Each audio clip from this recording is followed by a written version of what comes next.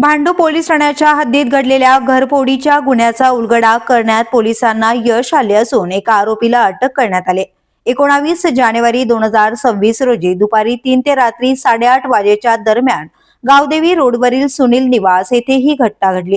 या प्रकरणी गौड यांनी तक्रार दाखल केली असून त्यांच्या घरातून सुमारे 2,10,000 रुपयांचे सोन्याचे दागिने चोरीस गेल्याची नोंद आहे। यात मंगळसूत्र, सोन्याच्या साखळ्या, हार आणि कानातील दागिन्यांचा समावेश आहे।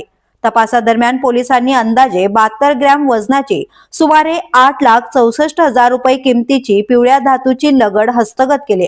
या प्रकरणी अनिल मिश्रीलाल राजभर याला 31 जानेवारी रोजी अटक करण्यात आली असून इतर संशयितांचा शोध सुरू आहे।